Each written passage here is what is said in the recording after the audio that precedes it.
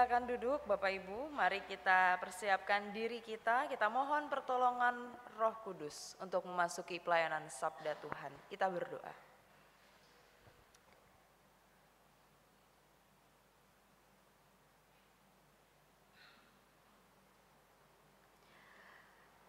Saat ini kami memberikan hati dan pikiran kami untuk diisi dengan kebenaran firman Tuhan. Kami membutuhkan Tuhan untuk dapat teguh menjalani setiap medan kehidupan yang tidak mudah, yang tidak pasti dan seringkali kami tidak mampu. Biarlah melalui ingatan akan Tuhan dalam firman yang akan kami renungkan, kami menemukan kembali kekuatan untuk berjalan dengan pengharapan karena Kristus bersama dengan kami, menuntun dan menolong kami. Amin.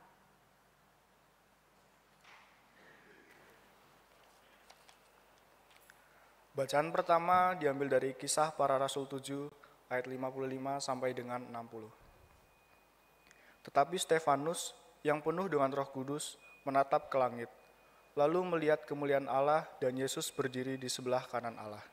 Lalu katanya, "Sungguh, aku melihat langit terbuka dan Anak Manusia berdiri di sebelah kanan Allah."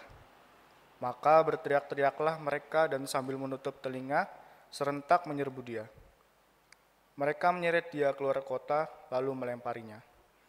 Dan saksi-saksi meletakkan jubah mereka di depan kaki seorang muda yang bernama Saulus. Sedang mereka melemparinya, Stefanus berdoa, katanya, "Ya Tuhan Yesus, terimalah rohku." Sambil berlutut, ia berseru dengan suara nyaring, "Tuhan, janganlah tangguhkan dosa ini kepada mereka."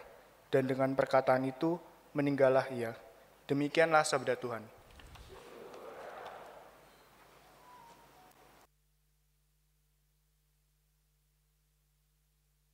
Kita menanggapi sabda Tuhan dengan menyanyikan Mazmur 31 ayat 2-6 juga ayat 16-17.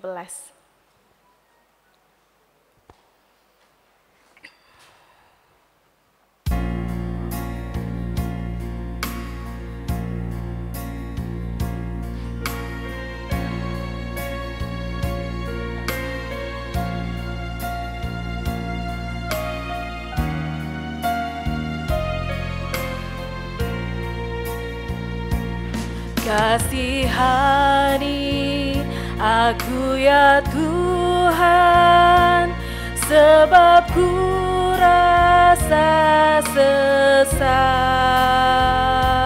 Selamatkanlah aku ya Tuhan, oleh kasih setiamu.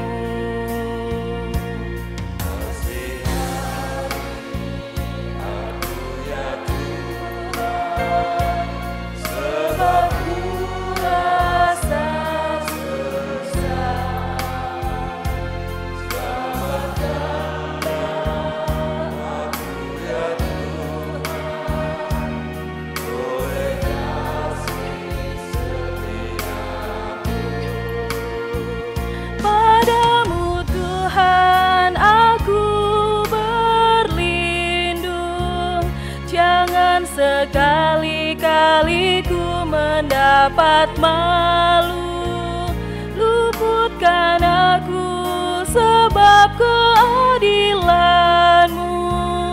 Ya Tuhan, sendengkan telinga-Mu.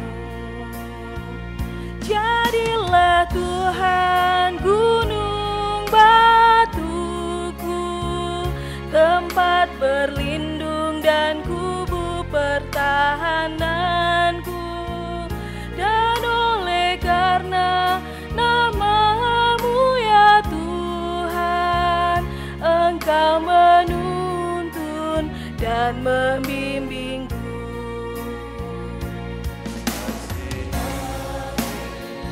Aku ya Tuhan, sebab ku rasa sesak.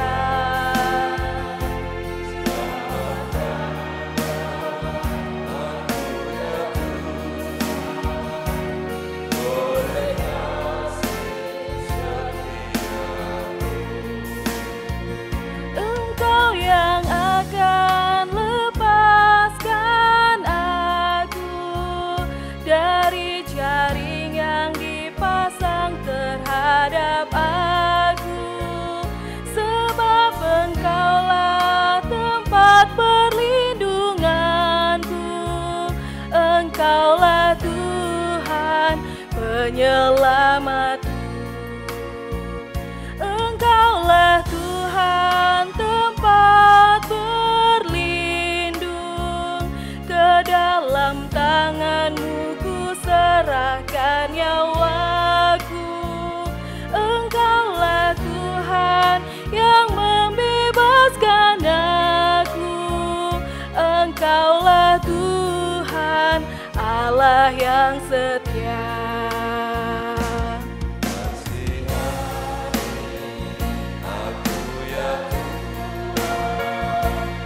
Sebab ku rasa sesat,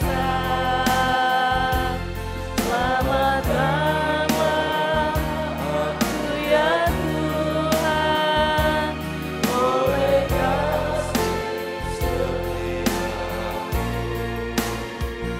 Namun padamu aku percaya, aku berkata Tuhan Kaulah Allahku. Masa hidupku ada dalam tangan-Mu. Lepaskanlah aku dari musuh-Mu. Buat wajahku pun bercahaya atas hamba-Mu ya Tuhan penyelamatku. Selamatkan aku dari yang mengejarku. Selamatkan oleh kasih setia-Mu.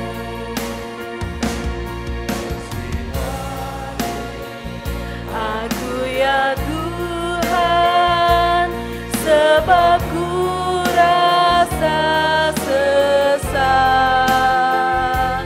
Selamatkanlah aku ya Tuhan, oleh kasih setiamu.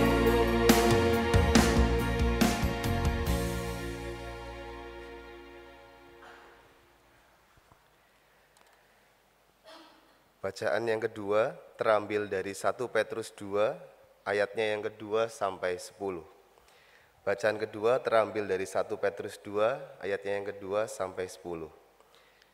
Dan jadilah sama seperti bayi yang baru lahir, yang selalu ingin akan air susu yang murni dan yang rohani, supaya olehnya kamu bertumbuh dan beroleh keselamatan. Jika kamu benar-benar telah mengecap kebaikan Tuhan. Dan datanglah kepadanya batu yang hidup itu, yang memang dibuang oleh manusia, tetapi dipilih dan dihormati di hadirat Allah. Dan biarlah kamu juga dipergunakan sebagai batu hidup untuk pembangunan suatu rumah rohani, bagi suatu imamat kudus, untuk mempersembahkan persembahan rohani yang karena Yesus Kristus berkenan kepada Allah. Sebab ada tertulis dalam kitab suci, sesungguhnya aku meletakkan di Sion sebuah batu yang terpilih, sebuah batu penjuru yang mahal, dan siapa yang percaya kepadanya tidak akan dipermalukan. Karena itu bagi kamu yang percaya ia mahal, tetapi bagi mereka yang tidak percaya, batu yang telah dibuang oleh tukang-tukang bangunan telah menjadi batu penjuru, juga telah menjadi batu sentuhan dan suatu batu sandungan. Mereka tersandung padanya, karena mereka tidak taat kepada firman Allah, dan untuk itu mereka juga telah disediakan. Tetapi kamulah bangsa yang terpilih, imamat yang rajani, bangsa yang kudus, umat kepunyaan Allah sendiri, supaya kamu memberitakan perbuatan-perbuatan yang besar dari Dia, yang telah memanggil kamu keluar dari kegelapan kepada terangnya yang ajaib. Kamu yang dahulu bukan umat Allah, tetapi yang sekarang telah menjadi umat-Nya, yang dahulu tidak dikasihi, tetapi yang sekarang telah beroleh belas kasihan. Demikianlah sabda Tuhan. Syukur pada Allah. Pembacaan Injil kita pada hari ini menurut Yohanes 14 ayat 1 sampai ayat yang ke-14.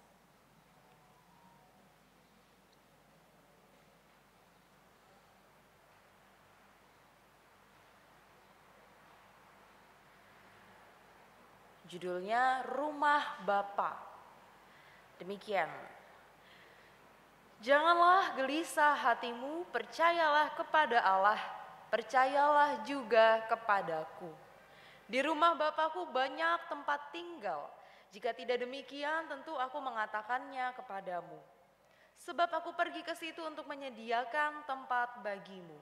Dan apabila aku telah pergi ke situ dan telah menyediakan tempat bagimu, aku akan datang kembali dan membawa kamu ke tempatku, supaya di tempat di mana aku berada, kamu pun berada. Dan kemana aku pergi, kamu tahu jalan ke situ. Kata Thomas kepadanya, Tuhan, kami tidak tahu kemana Engkau pergi, jadi bagaimana kami tahu jalan ke situ? Kata Yesus kepadanya, Akulah jalan dan kebenaran dan hidup. Tidak ada seorang pun yang datang kepada Bapa kalau tidak melalui aku. Sekiranya kamu mengenal aku, pasti kamu juga mengenal Bapakku. Sekarang ini kamu mengenal Dia dan kamu telah melihat Dia. Kata Filipus kepadanya, Tuhan, tunjukkanlah Bapa itu kepada kami, itu sudah cukup bagi kami. Kata Yesus kepadanya, telah sekian lama aku bersama-sama kamu, Filipus, namun engkau tidak mengenal aku. Barang siapa telah melihat aku, ia telah melihat Bapa. Bagaimana engkau berkata, tunjukkanlah Bapa itu kepada kami? Tidak percayakah engkau bahwa aku di dalam Bapa dan Bapa di dalam aku? Apa yang aku katakan kepadamu, tidak aku katakan dari diriku sendiri, tetapi Bapa yang diam di dalam aku, dialah yang melakukan pekerjaannya. Percayalah kepadaku bahwa aku di dalam Bapa dan Bapa di dalam aku, atau setidak-tidaknya percayalah karena pekerjaan-pekerjaan itu sendiri. Aku berkata kepadamu, sesungguhnya barang siapa percaya kepadaku, ia akan melakukan juga pekerjaan-pekerjaan yang aku lakukan. Bahkan pekerjaan-pekerjaan yang lebih besar daripada itu. Sebab aku pergi kepada Bapa, dan apa juga yang kamu minta dalam namaku, aku akan melakukannya supaya Bapa dipermuliakan di dalam Anak. Jika kamu meminta sesuatu kepadaku dalam namaku, aku akan melakukannya. Demikianlah Injil Tuhan Yesus Kristus. Yang berbahagia ialah mereka yang mendengarkan firman Tuhan dan memelihara dalam kehidupannya sehari-hari. Haleluya.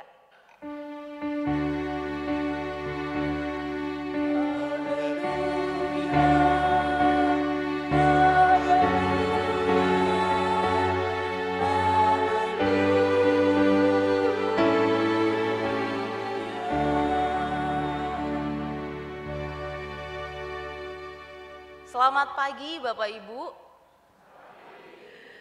Saya ini sepertinya baru pertama Bapak Ibu lihat atau mungkin udah kedua ketiga kali, tapi saya rasa banyak yang belum kenal, makanya saya akan mengenalkan diri dulu karena ini kali pertama saya berkhotbah di GKI Purbalingga. Saya Pendeta Andeta Pilia Dorothea, Bapak Ibu bisa panggil Deta. Jadi memang ada sedikit pengulangan, Pendeta Deta. Dan saya dari GKI Kutoarjo. Jadi salam kenal bagi Bapak Ibu semua, senang bisa berjumpa di sini. Salam juga dari Majelis Jemaat GKI Kutoarjo untuk Bapak Ibu semua. Bapak Ibu, hari ini tema kita, hidup sebagai anak Tuhan. Percayakah Bapak Ibu atau setuju enggak bahwa buah itu jatuh tidak jauh dari pohonnya? Buah jatuh tidak jauh dari pohonnya. Patah lama nih. Ya tergantung apa dulu kasusnya. Kalau masalah anaknya males mandi, bapaknya itu, ibunya mah enggak. Tapi masalah anaknya pinter di sekolah ranking 1 lah, itu ibunya. Jatuh dari deket ibunya berarti bukan dari bapaknya. Tergantung kasusnya apa. Biasanya banyak orang yang merasa bahwa buah jatuh tidak jauh dari pohonnya itu adalah tentang bagaimana orang tua mendidik anaknya. Ya, cukup setuju saya dengan itu, tetapi mungkin juga buah itu tidak selalu jatuh dekat dengan pohonnya. Bisa jadi ketika dia jatuh, ya jatuhnya dekat dengan pohonnya, tapi ternyata diambil oleh hewan lain dan dibawa pergi jauh, entah kemana dia hilang. Maka pepatah ini menjadi relevan ketika kita melihat dari kacamata bahwa anak yang ada di dalam satu rumah dan dididik oleh orang tuanya biasanya akan mewarisi apa yang orang tuanya percayai. Sampai di situ. Karena orang tua mengajarkan anak sesuai dengan apa yang mereka percayai. Maka ketika bicara tentang karakter, kebiasaan, itu semua ada latar belakangnya. Kalau anak ini kebiasaannya seperti ini atau karakternya seperti itu, ada alasan di belakangnya. Ada proses yang panjang juga mungkin di belakangnya. Kenapa akhirnya si anak karakternya jadi seperti itu? Dididiknya seperti itu mungkin, atau ada hal-hal yang melatar belakanginya. Itu asalnya dari mana? Ya dari rumah. Yang pertama dan paling mendasar adalah karena rumah itu bukan cuma tentang bangunan. Tapi rumah itu menggambarkan sebuah keluarga, sebuah komunitas, sebuah persekutuan ada di sana. Yang di dalamnya si anak ini menyerap berbagai informasi, kebiasaan, bahasa sehingga ia terbentuk mirip dengan lingkungan di mana dia tinggal, rumah itu. Sampai akhirnya rumah itu terbentuk setidak-tidaknya sesuai dengan siapa yang berproses dalam pembangunan rumah itu. Siapa yang punya ide desainnya, siapa yang pilih bahannya, siapa yang pilih keramiknya, maunya kayak apa, orang tuanya misalnya sukanya warna apa, akhirnya terbentuklah satu bangunan yang disebut sebagai anak ini sesuai dengan apa yang orang tuanya tanam. Nah, ketika kita bicara tentang hubungan kita dengan Bapa kita yang Maha Kuasa itu, apakah pemahaman itu juga menjadi relevan? Apakah ketika kita berhubungan, kita berelasi dengan Bapa, dengan Kristus, apakah karakter-karakter Kristus itu juga menjadi bagian dari dalam diri kita? Harusnya iya. Ketika kita bertumbuh dan berbuah dalam pohon Kristus itu, harusnya apa yang menjadi bagian dari kehidupan kita adalah tentang Kristus. Mencerminkan bagaimana Kristus ini yang dimaksud dalam Injil Yohanes 14. Ketika bicara tentang rumah Bapa. Rumah Bapa adalah gambaran bahwa kita ini sebagai satu keluarga, sebagai persekutuan dengan Bapa. Nah, Bapak Ibu, dalam perikop ini saya tertarik dengan pertanyaannya para murid. Yesus mau kemana? Sebenarnya yang bertanya ada 3 ya. Dalam perikop sebelumnya itu ada Petrus yang bertanya duluan. Kemudian ditanya lagi sama Thomas, ditanya lagi sama Filipus. Yang pertanyaannya seputar ini, Yesus tuh mau kemana? Dan pertanyaan ini setidaknya memberikan 3 gambaran, memberikan 3 alasan di baliknya yang mau kita bahas hari ini. Alasan yang pertama, tentu tentang ketidakpercayaan dan ketidakmengenalan para murid terhadap identitas Yesus. Makanya pertanyaan ini muncul. Namun Bapak Ibu, saya mencoba membayangkan bagaimana bingungnya para murid dengan konsep identitas yang Tuhan Yesus bawa. Dari kalimat Bapa di dalam aku di dalam Bapa. Yang jelas ini konsep trinitaris yang bahkan baru dikonsepkan oleh bapak-bapak gereja kita. Bayangkan dulu para murid bagaimana sulitnya untuk memahami itu. Bapa, Anak, Roh Kudus menjadi pribadi yang tidak terbagi tapi tidak juga tercampur, tidak terpisah tapi juga tidak berubah. Sampai kapanpun keberadaan seperti itu, Trinitas itu nggak ada padanannya di dunia karena memang sifat itu adalah sifat ilahi. Makanya para murid masih bertanya-tanya karena mereka nggak menemukan seperti ini dalam sejarah perjalanan kehidupan mereka. Makanya dalam ayat 9 Yesus berkata, telah sekian lama aku bersama-sama kamu Filipus, namun engkau tidak mengenal aku. Telah sekian lama kamu tidak mengenal, ini bukan berarti Tuhan Yesus merendahkan muridnya yang tidak ngerti. Tetapi menekankan bahwa selama ini sesungguhnya Bapa itu sudah bersama-sama dengan kamu dan sudah sekian lama sebetulnya kamu melihat tanda-tanda yang di luar batas pikiran manusia.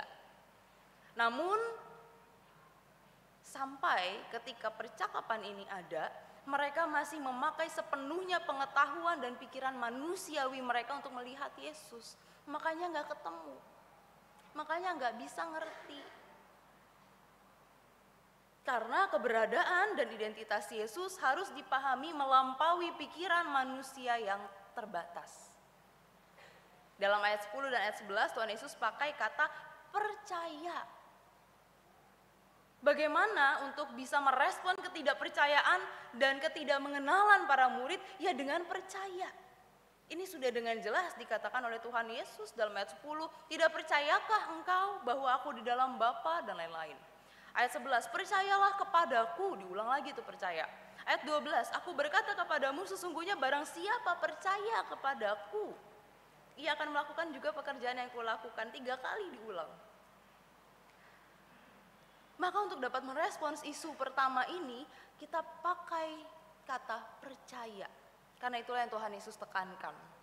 Pengenalan mereka terhadap Yesus harus dimulai dari percaya, baru mereka dapat bisa ditolong untuk mengerti dengan lebih mendalam siapa Yesus ini dengan pikiran mereka yang sudah berubah. Dengan sudut pandang mereka yang bukan seperti yang pertama tadi ketika mereka melihat Yesus.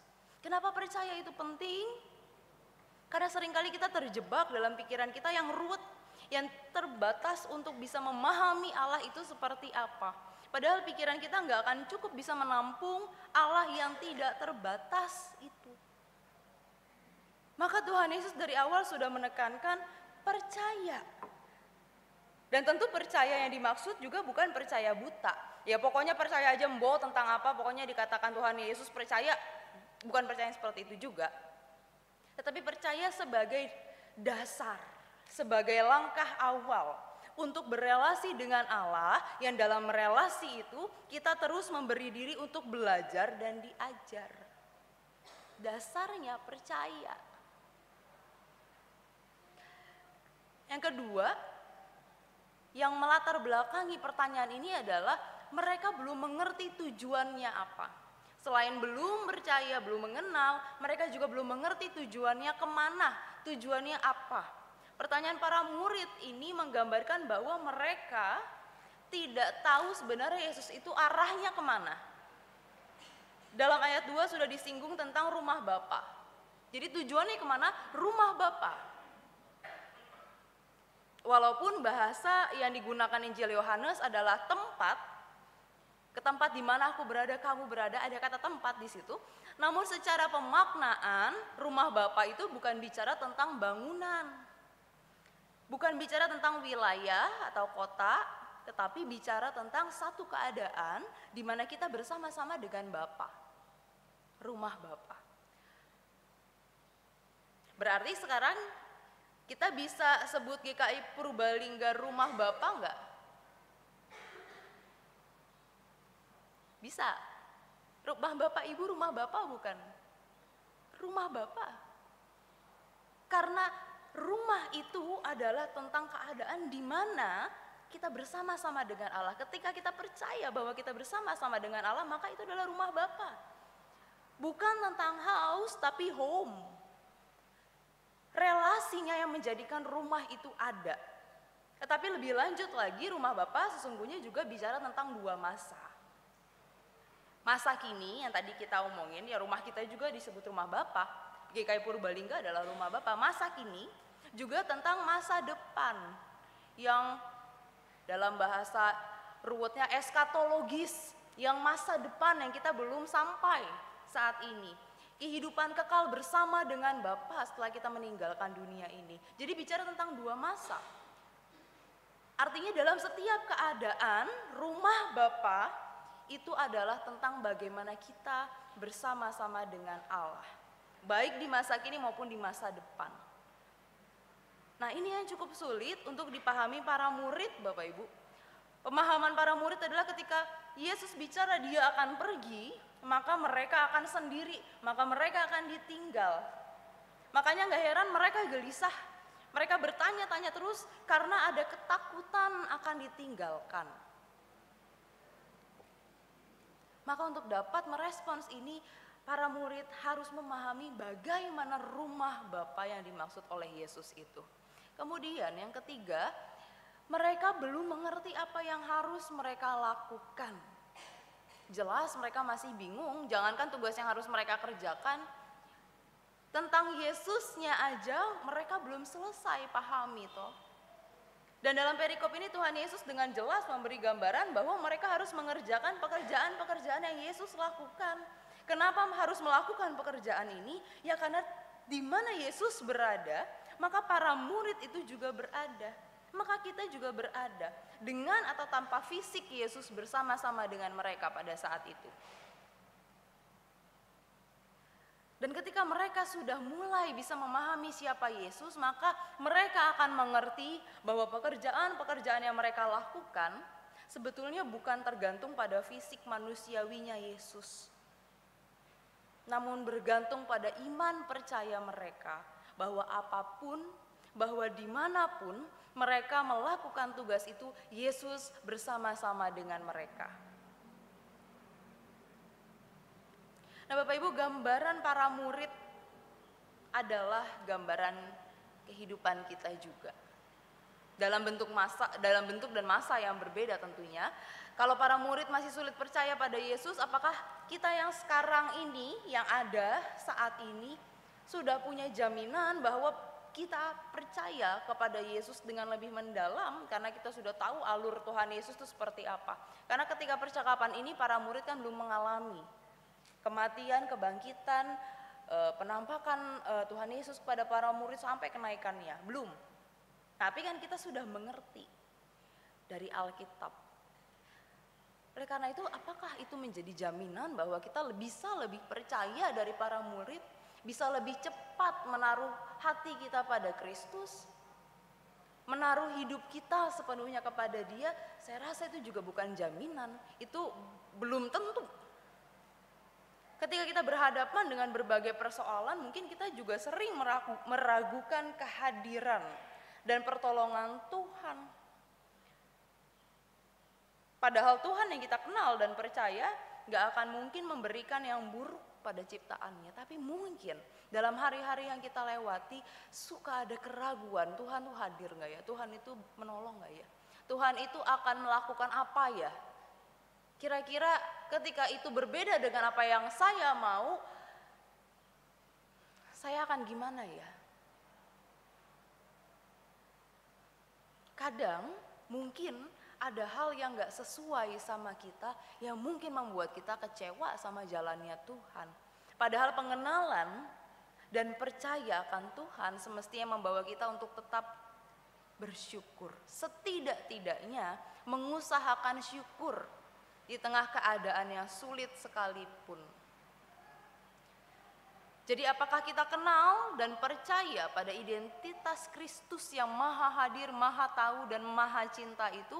Jawabannya ada dalam hari-hari yang Bapak, Ibu dan saya sudah lewati dan akan kita lewati. Ada di situ jawabannya. Bagaimana kita merespons segala sesuatu? Bagaimana kita merespons hari-hari kita? Bagaimana kita melihat kehidupan ini dengan sudut pandang bahwa Tuhan selalu beserta, atau mungkin kita melihat kehidupan sebatas saya mau apa. Kemudian ketika para murid sulit mengerti jalan yang Yesus sebut itu tujuannya kemana, mereka masih sulit untuk memahami Yesus ini mau jalannya kemana. Pertanyaannya bagi kita, apakah kita juga sudah fokus pada tujuan hidup kita bersama dengan Kristus? Ketika kita tahu bahwa hidup kita ini tujuannya adalah Kristus, maka harusnya ini sepaket dengan kita yang harusnya tahu apa yang harus kita lakukan. Karena itu juga yang Tuhan Yesus tekankan kepada para murid. Tuhan Yesus mulai dengan mengenalkan dirinya yang ilahi sekaligus manusiawi itu supaya para murid percaya, kemudian mengenalkan tujuannya. Kemudian memberikan contoh langsung tentang pekerjaan-pekerjaan apa yang harus para murid lakukan. Dan ketiga, hal itulah yang kemudian bisa kita bahasakan ketika itu dikerjakan dengan baik, maka kita bisa bahasakan, oh iya, inilah anak Tuhan. Seperti tema kita hari ini. Karena anak Tuhan itu bukan cuma tentang kita Kristen. Anak Tuhan bukan bicara tentang saya dan keluarga besar saya semua nggak ada yang di luar Kristen. Maka kita semua anak Tuhan yang militan, bukan. Anak Tuhan bicara tentang keseluruhan hidup. Bagaimana kita melihat Kristus dan kehidupan kita. Bagaimana kita melihat Kristus dan diri kita. Itu yang menentukan bagaimana kita menjadi seorang Kristen yang seperti apa. Bagaimana kita berhadapan dengan tantangan dan persoalan hidup. Maka itu semua mencerminkan anak yang seharusnya hidup di dalam dan bersama dengan Tuhan itu. Hidup sebagai anak Tuhan berarti kita diminta untuk menghadirkan wajah dan hati kita kepada Allah. Dan akhirnya juga kepada seluruh ciptaan. Kepada mereka yang setiap hari bertemu dengan kita. Kepada mereka yang ada bersama dalam persekutuan kita. Bahkan mereka yang berbeda dengan kita. Artinya kita mau menjadikan kehadiran Allah di dunia ini bukan sebatas teori, tetapi sungguh-sungguh nyata melalui kehidupan dan keberadaan diri kita bersama dengan orang lain. Dan pekerjaan-pekerjaan Allah itu sesungguhnya tidak selalu diartikan dengan mujizat-mujizat yang besar.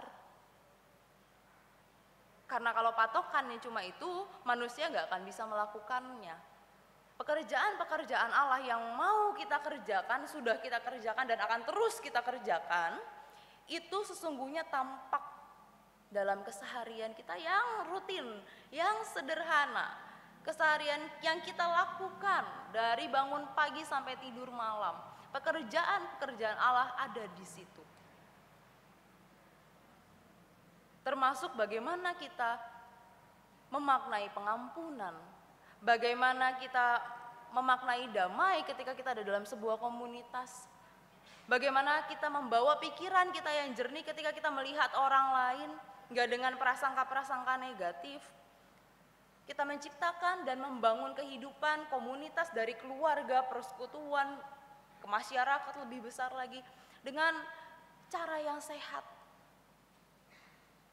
Dari yang sederhana kita pupuk dan konsisten kerjakan, maka itu adalah pekerjaan Allah yang dikerjakan oleh kita yang disebut anak-anak Tuhan itu. Maka dalam kerangka inilah ayat 13-14 itu berlaku. Ayat penutup dalam perikop kita. Jika kamu meminta sesuatu kepadaku dalam namaku, aku akan melakukannya. Artinya apa? Apakah ini sebuah angin segar bagi kita karena kita bisa meminta apapun dan Tuhan akan melakukan itu bagi kita? Artinya Tuhan akan memperlengkapi kita. Iya. Untuk apa? Untuk melakukan pekerjaannya di dunia ini. Tuhan akan memberikan apapun yang kita minta dalam namanya ketika itu berhubungan dengan pekerjaan-pekerjaannya di dunia ini yang kita lakukan. Aku akan melakukannya untuk menguatkan kita ketika kita memilih untuk terus menjalani hidup seturut dengan kehendak Dia. Aku akan melakukannya itu melengkapi apa yang dibutuhkan oleh anak-anak Tuhan yang hidup di dalam jalan, dalam koridor, dalam jalurnya Allah. Jadi pemahamannya jangan dibalik. Mentang-mentang anak Tuhan, lalu kita merasa apapun juga yang aku minta akan Tuhan berikan dalam namanya. Aku akan melakukannya. Tuhan akan melakukannya bagiku. Pemahamannya nggak bisa dibalik. Ketika itu menjadi pemahaman seorang Kristen, maka kita akan menjadi orang Kristen yang sewenang-wenang, minta segala macam keinginan yang aneh-aneh, yang muluk-muluk untuk memuaskan diri kita sendiri tanpa dasar yang tepat. Bukan ke situ arahnya. Oleh karena itu hari ini kita kembali diingatkan bahwa hidup sebagai anak Tuhan itu bukan cuma kalimat sederhana yang sering kita dengar, tapi hidup sebagai anak Tuhan adalah panggilan bagi kita semua untuk terus berjuang. Berjuang menghadirkan Kristus dalam keseharian.